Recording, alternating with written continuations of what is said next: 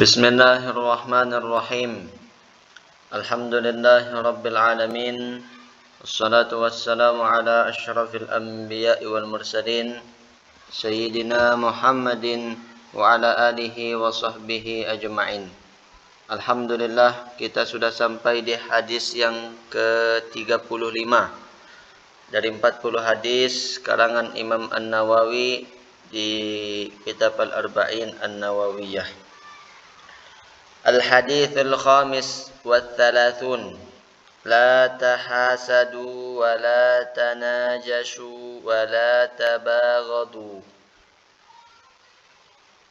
An Abi Hurairah radhiyallahu anhu qala qala Rasulullah sallallahu alaihi wasallam la tahasadu wa la tanajashu wa la tabaghadu wa la tadabaru ولا يبيع بعضكم على بيع بعض وكونوا عباد الله إخوانا المسلم أخو المسلم لا يظلمه ولا يخذله ولا يكذبه ولا يحقره التقوى هاهنا ويشير إلى صدره 3 مرات بحسب امرئ من الشر أن يحقر أخاه المسلم كل المسلم على المسلم حرام damuhu wa maluhu wa irduhu rawahu muslimun.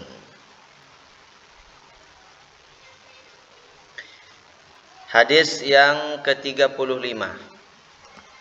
dari Abi Hurairah radhiyallahu anhu, beliau berkata, Rasulullah sallallahu alaihi wasallam bersabda, la tahasadu, janganlah kalian saling hasad, janganlah kalian saling dengki mendengki. Kata Rasulullah, janganlah kalian saling hasad menhasati. Nah, hadirin hadirat yang dimuliakan oleh Allah Subhanahu wa taala, hasad itu artinya tamanni zawalan ni'mah 'alal ghair. Hasad itu artinya menginginkan nikmat yang ada pada saudaranya, yang ada pada orang lain itu hilang. Atau dia menginginkan nikmat yang ada pada saudaranya itu harus sebenarnya ada pada dirinya, bukan pada saudaranya.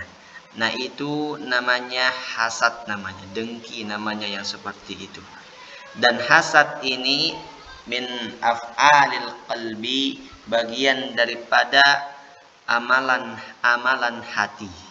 Artinya hasad ini tempatnya di hati, yang mengetahuinya antara kita dengan Allah Subhanahu wa taala. Dan yang namanya hasad ini adalah sangat tercela sekali, dan bagian daripada sumber daripada berbagai macam dosa hati yang sangat besar. Nah, hadirin hadirat yang dimuliakan oleh Allah Subhanahu wa taala, para ulama menjelaskan kepada kita kenapa kita harus menjauhi yang namanya hasad ini. Kenapa kita harus menghindari, berusaha memperbaiki diri kita agar terhindar dari sifat yang namanya hasad itu. Karena hasad ini akan menimbulkan berbagai macam bahaya, akan memudaratkan diri orang yang memiliki hasad itu sendiri. Di antaranya bahaya daripada hasad itu, misalnya yang pertama, hasad itu yakulul hasanat kama takulun narul hatab. Hasad itu akan menghanguskan, akan menghilangkan kebaikan-kebaikan yang pernah dilakukan, sebagaimana kayu bakar hangus disebabkan karena api. Sebagaimana api menghanguskan, membakar kayu bakar, tidak ada tersisa sedikit pun. Nah, ini bahaya yang pertama dari hasad itu, amal kebaikan yang pernah kita lakukan, kemudian hasad terhadap sesama muslim, kepada orang lain, kepada saudaranya. Amal kebaikan yang sudah kita lakukan itu, coba bayangkan, terhapus begitu saja. Apa sebabnya? Karena ada kedengkian di dalam hati, karena ada hasad di dalam hatinya. Dan ini sangat merugikan sekali bagi kita hadirin. Sangat merugikan. Ruginya bahkan double. Pertama, orang yang hasad itu rugi karena amalannya hangus terbakar. Amalannya habis disebabkan karena dia hasad. Yang kedua, nikmat yang dihasati kepada orang lain itu belum tentu juga hilang dari orang itu. Jadi orang yang hasad itu sebenarnya hatinya panas sendiri, tersiksa sendiri batinnya. Kalau orang memiliki sifat hasad, batinnya akan tersiksa sendiri. Ingin menghilangkan nikmat pada orang lain tapi nggak bisa hilang-hilang. Dia yang tersiksa. Temannya kemudian memiliki harta yang lebih, mengatakan, loh kenapa dia mendapatkan seperti itu. Nah itu namanya hasad yang seperti itu, ingin menghilangkan nikmat pada orang lain.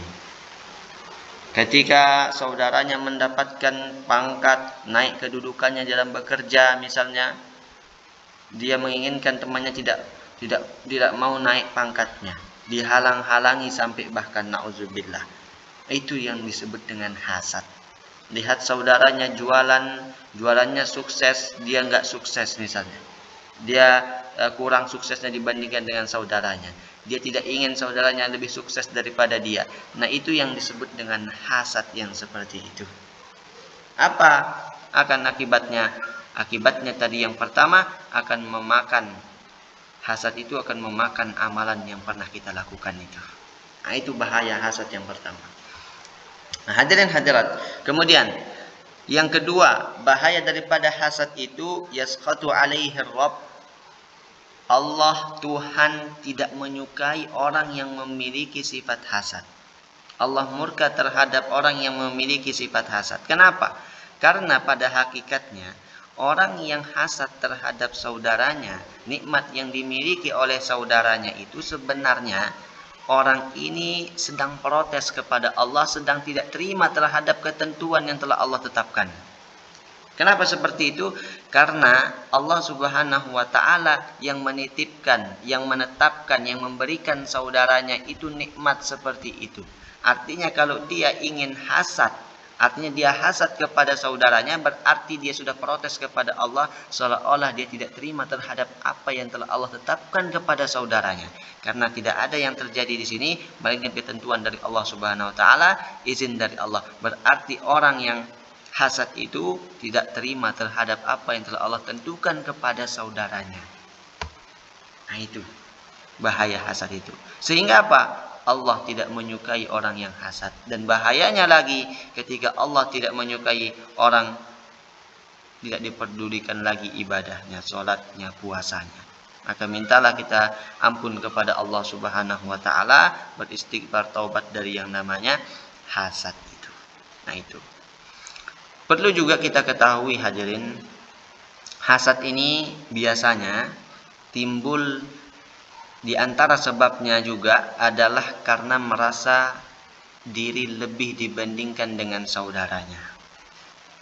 Ketika merasa diri lebih dibandingkan dengan saudaranya yang lain, kemudian ketika dianggap saudaranya itu di bawahnya dia dan dia ternyata mendapatkan nikmat yang lebih banyak, nikmat yang dia tidak miliki, maka mulai timbul yang namanya hasad.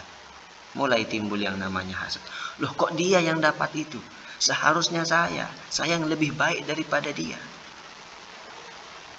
Saya yang lebih baik daripada dia. Kok dia yang disukai oleh masyarakat? Saya yang bisa baca kitab, saya yang setiap hari sekolah. Dia dulu itu nggak pernah sekolah. Dia itu dulu nggak baca kitab, nggak bisa dia baca kitab. Tapi kenapa dia? Tapi kenapa dia? Tapi kenapa dia? Tapi kenapa dia? Itu karena merasa lebih. Ketika merasa lebih, melihat yang dianggap oleh dirinya di bawahnya dia, kemudian itu yang lebih, timbullah hasad. Artinya apa? Jangan cepat merasa lebih, kita tidak mengetahui keadaan hati setiap orang. Nah itu yang kedua. Yang ketiga, bahaya daripada hasad lagi, yughlaqu anhu babut taufik, akan ditutup dari orang itu pintu taufik. Artinya orang itu akan berat melakukan kebaikan, sulit istiqomah dalam kebaikan. Dan orang yang hasad itu memang sulit untuk melakukan kebaikan. Dan perlu diingat, perlu diketahui bahwa kalau mau lebih janganlah hasad. Orang yang hasad itu tidak akan melampaui siapa yang dia hasati. Orang hasad tidak akan melampaui orang yang dihasati. Rugi orang yang hasad itu. Nah, itu yang ketiga. Kemudian yang keempat, bahaya daripada hasad itu juga aslu kathirin minal ma'siyah. Pokok pangkal, asal daripada kebanyakan maksiat bersumber daripada dengki, bersumber daripada hasad. Itu pokok pangkal maksiat itu. Contohnya misalnya akan timbul kal-kibir, akan timbul sombong. Dan perlu diketahui, iblis dulu terkutuk, menjadi makhluk yang terkutuk berasal dari sifat hasad, berasal dari sifat dengki. Coba. Hadirin hadirat yang dimuliakan oleh Allah Subhanahu wa taala, dulu iblis ini adalah makhluk Allah Subhanahu wa taala yang sangat taat kepada Allah dan termasuk orang yang sangat kuat ibadah. Beribadah beribu-ribu tahun, mungkin bahkan berjuta-juta tahun. Saking lamanya yang namanya iblis ini beribadah kepada Allah Subhanahu wa taala. Bahkan diriwayatkan tidak ada sejengkal pun langit itu yang tidak pernah tidak dipakai untuk iblis untuk ibadah sujud kepada Allah Subhanahu wa taala. Semua langit itu tidak ada sejengkal pun dari langit itu kecuali di situ pernah dipakai oleh iblis untuk ibadah kepada Allah. Dan iblis ini orang yang sangat ahli dalam ibadah, kuat sekali ibadah. Itu. Tapi ketika Allah Subhanahu wa taala menciptakan Adam dari tanah dan Adam belum berbuat apa-apa, belum taat kepada Allah Subhanahu wa taala, dan ini anugerah karunia yang telah Allah berikan kepada Nabi Adam. Adam belum berbuat apa-apa, baru diciptakan oleh Allah Subhanahu wa taala, tiba-tiba seluruh penduduk langit di saat itu diperintahkan untuk menghormati Adam, untuk sujud kepada Adam. Termasuklah di situ adalah iblis yang diperintahkan. Apa kata iblis ketika diperintahkan seperti itu? Apa-apaan ini kalau bahasa kita? Apa-apaan ini? Apa-apaan ini? Dia makhluk baru. Dia belum berbuat apa-apa. Dia belum menyembah kepada Allah. Saya sudah menyembah kepada Allah berjuta ribu-ribu tahun. Saya lebih senior daripada dia. Dan saya tercipta lebih bagus daripada dia. Coba. Ini kan tadi. Seperti tadi. Timbulnya dari apa? Dari merasa lebih. Dari merasa lebih. Akhirnya apa? Timbullah kibir. Timbullah sombong. Sombong tidak menerima kebenaran. Menolak kebenaran. Dan merendahkan yang lain. Sombong. Iblis. Apa-apaan ini, saya lebih senior. Dia belum berbuat apa-apa. Apa yang terjadi? Iblis enggan untuk menghormati Adam. Iblis enggan, tidak mau menghormati Adam. Tidak mau menghormati Adam. Karena bersumber daripada kedengkian. Muncullah yang namanya kibir. Muncullah yang namanya sombong itu. Nah itu. Muncul dari apa itu semuanya? Dari dengki. Akhirnya iblis berusaha untuk mengeluarkan Adam dari surga. Berusaha untuk menghancurkan Adam. Supaya Adam ini menjadi yang terkutuk juga. Itu sumbernya dari dengki. Itu sumbernya dari hasad tadi. Nah itu timbul yang namanya kibir. Apalagi wal istisghar, timbul juga dari sifat dengki itu al istisghar, merendahkan, mengecilkan, merendahkan orang lain. Apalagi wal ghibah, orang yang mendengki akan mudah untuk menggibahi orang yang dia dengki, bahkan sampai memfitnahnya. Nah, itu bersumber daripada dengki itu. Hadirin hadirat yang dimuliakan oleh Allah Subhanahu wa taala, ada saudara yang kelihatannya mulai sukses, kemudian ada timbul dalam hati kita, kok bisa dia begitu. Nah, itu sudah bibit-bibit itu. Bibit-bibit kedengkian, dan itu cepat-cepat kita bertaubat kepada Allah, minta ampun kepada Allah supaya yang namanya hasad ini tidak menjalar kemana-mana. Karena hasad ini tidak bisa dianggap enteng. Bahkan hasad ini bukan hanya mendatangi orang-orang biasa, Tapi hasad ini juga akan mendatangi orang-orang yang berilmu. Itu bahayanya hasad. Hasad akan mendatangi orang-orang yang berilmu atau para ulama. Orang berilmu juga terkena hasad, didatangi oleh hasad, apalagi orang-orang seperti kita, apalagi orang-orang yang biasa. Para ulama terkena yang namanya hasad, didatangi oleh yang namanya hasad. Ini bahaya daripada hasad itu. Imam Syafi'i pernah dilukai, disakiti oleh orang yang hasad kepada beliau. Imam Abu Hanifah pernah dipenjara disebabkan karena orang yang hasad kepada beliau. Nah, ini terjadi juga oleh para ulama. Yang namanya hasad itu mereka banyak juga dihasati. Guru besar kita Al-Maghfurullah Bapak Maulana Syekh, di berbagai kisah beliau, nah itu para ulama dihasati. Rasulullah sallallahu alaihi wasallam, la tahasadu, janganlah kalian hasad, menginginkan nikmat yang ada pada orang lain itu hilang. Tapi di suatu keadaan kita diperbolehkan untuk menginginkan nikmat yang ada pada orang lain itu hilang. Kapan itu? Apabila nikmat yang telah Allah berikan kepada orang lain itu dipakai untuk maksiat kepada Allah. Ada orang diberikan harta lebih, ada orang diberikan kekayaan oleh Allah Subhanahu wa taala, tapi dia gunakan kekayaan itu untuk maksiat, untuk menghancurkan, untuk buat onar, pokoknya membuat orang risih di kampung itu, buat maksiat dia. Maka kita boleh berdoa mudah-mudahan cepat hilang apa yang telah Allah berikan kepada kita. Itu kalau digunakan untuk maksiat. Tapi kalau digunakan untuk hal yang mubah, kita tidak boleh menginginkan hilang nikmat yang pada orang lain. Kalau hal mubah digunakannya untuk pergi jalan-jalan, digunakannya untuk hartanya untuk membeli barang-barang, ya untuk hal-hal mubah, kekayaannya digunakan untuk seperti itu, kita tetap tidak boleh untuk hasad terhadap hal yang mubah. Kita boleh hasad, kita boleh menginginkan nikmat itu hilang apabila dia gunakan nikmat itu, nikmat yang telah Allah berikan, kepada yang maksiat. Ada diberikan jabatan, ternyata pas naik digunakan jabatannya untuk maksiat misalnya. Itu sama, mudahan cepat turun dari jabatannya. Ya, itu bisa-bisa saja apabila digunakannya untuk maksiat yang seperti itu. Nah, itu. Kemudian Rasulullah sallallahu alaihi wasallam juga bersabda, wala tanajashu, janganlah kalian tanajashu.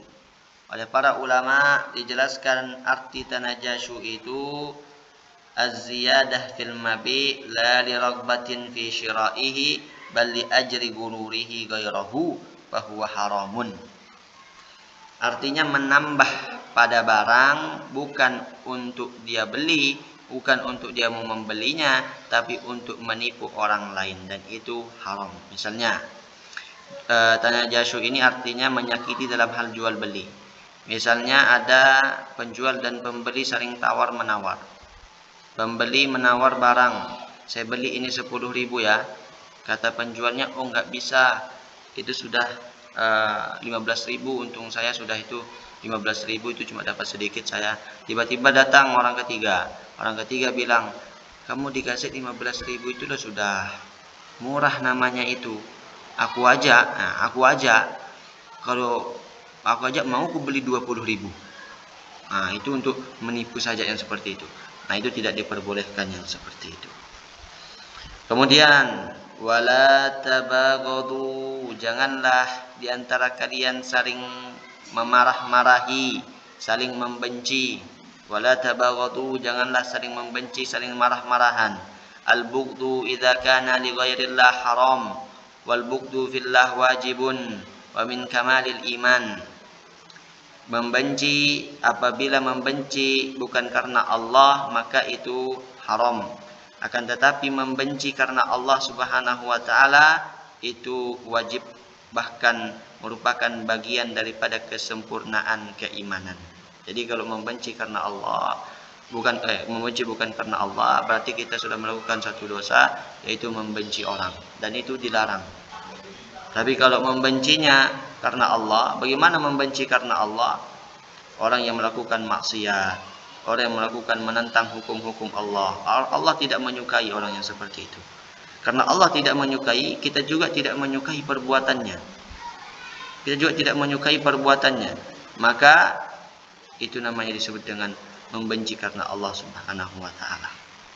Nah, itu.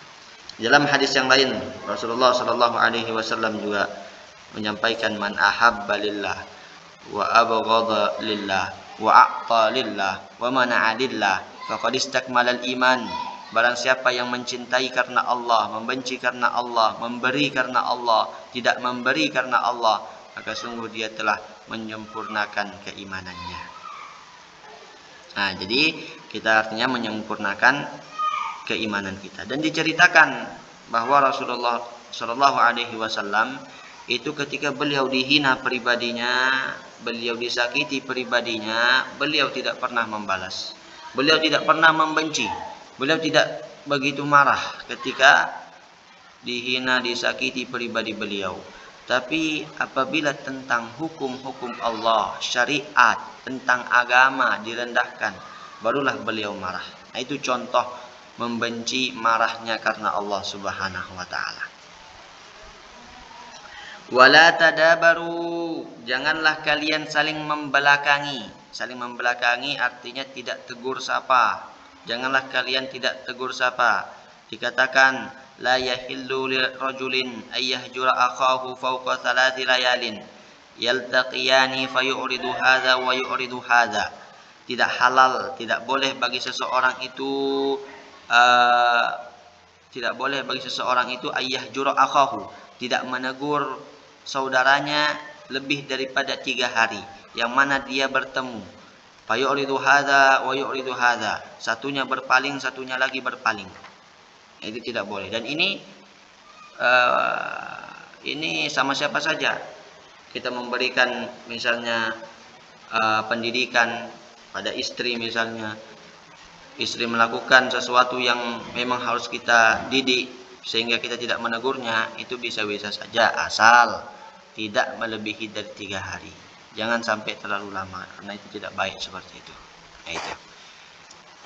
Wala tadabaru wala yabi' ba'dukum ala bai'i ba'din, dan tidak boleh seseorang itu membeli di atas jualan orang lain, di atas beliannya orang lain. Artinya orang sudah akad, si A dengan si B sudah melakukan akad jual beli dan sah akad jual belinya. Cuma kata si A, nanti saya ambil barangnya ya. Nanti saya ambil barangnya. Tiba-tiba datang si C, datang orang ketiga mengatakan, oh saya mau beli ini, tapi ini sudah dibeli sama anu tadi, cuma dia belum mengambil. Enak apa, sudah saya beli lebih dah, yang penting saya yang beli ini. Nah, itu tidak boleh seperti itu, karena sudah terjadi akad yang sah. Kecuali belum terjadi akad, silahkan saja berebut. Tapi ini sudah ada terjalin akad, sudah ada akad jual belinya, cuma barangnya belum diambil, misalnya datang orang ketiga kemudian dia mau beli, itu tidak boleh, sudah seperti itu. Nah, tidak boleh membeli di atas belian orang lain. Wa kunu ibadallahi ikhwana, al-muslimu akhul muslim. Jadilah kalian hamba Allah yang saling bersaudara. Muslim satu dengan muslim yang lain adalah saudara. Dikatakan oleh Imam Yahya bin Mu'az Ar-Razi, hendaklah bagian orang muslim dari engkau itu 3 perkara. Yang pertama, illam tanfa'hu fala tadurruh. Pertama, kalau kamu tidak bisa memberikan manfaat, jangan memudaratkan, jangan menyakiti, jangan menyusahi. Sudah tidak bisa memberikan manfaat kepada saudaranya, jangan disusahkan. Yang kedua, wa illam tufarrihu fala tughimmah. Kalau kamu tidak bisa menyenangkan saudaramu, jangan buat dia susah, jangan buat dia galau, jangan dia buat hatinya itu galau, sedih. Yang ketiga, wa illam tamdahhu fala tadhummah. Kalau kamu tidak bisa memujinya, jangan juga kamu mencelanya. Nah, minimal itu yang kita, hak orang yang harus kita lakukan itu. Al-muslim akhul muslim. La yazlimuhu, tidak boleh seseorang itu saling menzolimi. Wala yakhdhuluhu, juga tidak boleh membiarkan saudaranya itu terzolimi. Tidak boleh membiarkan saudaranya itu teraniaya. Apabila melihat saudaranya terzolimi, teraniaya, minimal kita ada usaha untuk melepas saudara kita itu dari keadaannya yang terzolimi, yang teraniaya. Dijelaskan dalam satu riwayat di hadis qudsi, wa izzati wa jalali la antiqamanna minaz zalim fi ajilihi wa ajilihi. Demi kemuliaanku, kata Allah Subhanahu wa taala, aku akan menindak orang yang berbuat zalim itu di dunia dan di akhirat. Jadi orang yang berbuat zalim itu zalim terhadap harta orang, terhadap pribadi orang, terhadap kehormatan orang, itu tidak akan selamat di dunia maupun di akhirat. Akan ditindaklanjuti oleh Allah Subhanahu wa taala. Nah, itu orang yang berbuat zalim. Kemudian wala antiqamanna mimman ra'a mazluman yaqdiru ala ayyan surah fala af'al. Dan saya akan menindak orang yang melihat saudaranya terzalimi, dia mampu padahal untuk menolongnya, tapi dia tidak menolongnya. Artinya, kalau kita melihat saudara kita terzalimi, disakiti, kemudian kita pergi nggak menolong, sembunyi, nah itu yang tidak diinginkan. Minimal kita ada usaha, ada keinginan untuk menolong saudara kita yang dianiaya. Wala yakdzibuh, tidak boleh seseorang itu mendustai, berbohong, mendustai saudaranya. Dan yang namanya bohong ini tentunya adalah haram, kecuali beberapa keadaan. Dan haramnya yang namanya berbohong ini itu bertingkat-tingkat. Ada bohong yang bisa menyebabkan kemurtatan, tergantung apa yang dia dustakan itu. Nah, kecuali juga dalam beberapa keadaan, misalnya liinqadhi malil muslim wa nafsihi fawajibun. Kecuali berbohong untuk menyelamatkan harta saudaranya atau menyelamatkan orang lain, maka wajib berbohong. Wa illa litatyibi qalbi zaujatin famakruhun. Atau yang kedua, berbohong karena untuk menyenangi hati istri, maka itu makruh. Kata istri, enak enggak ini masakannya? Wah, enak banget, padahal misalnya keasinan misalnya atau apa. Tapi kita untuk ingin menyenangkan hatinya, itu boleh-boleh saja, dianjurkan. Kemudian juga berbohong wa illa li islahi bainan nas pamubahun, atau berbohong untuk mendamaikan di antara dua orang yang berkelahi, boleh-boleh saja. Nah, itu berbohong. Wala yahqiruh, jangan seseorang itu merendahkan orang lain. At-taqwa hahuna wa yushiru ila sadrihi 3 marrat. Rasulullah SAW mengatakan takwa itu di sini. Beliau mengisyaratkan ke dadanya 3 kali, beliau bilang at-taqwa hahuna, at-taqwa huna. Takwa itu di hati, takwa itu di dada. Tidak boleh seseorang itu merendahkan orang lain, menghinakan orang lain. Orang yang hina itu adalah orang yang tidak bertakwa. Sedangkan takwa itu berada di dalam hati. Bagaimana kita mengetahui orang itu hina, orang itu rendah, sedangkan kita tidak tahu hatinya? Nah, itu. Makanya takwa itu di sini. Kita tidak tahu setiap orang. Bihasabi mri'in minasyarr ay yahqira akhahul muslim. Kullul muslim 'alal muslim haramun damuhu wa maluhu wa irduhu. Cukuplah seseorang itu dianggap berdosa, dia merendahkan saudaranya yang lain. Setiap muslim dengan muslim yang lain haram darahnya, hartanya, dan kehormatannya. Hadis ini diriwayatkan oleh Imam Muslim. Nanti kita lanjutkan. Sampai sini dulu, Allah Subhanahu wa taala a'lam. Hadis yang ke-36.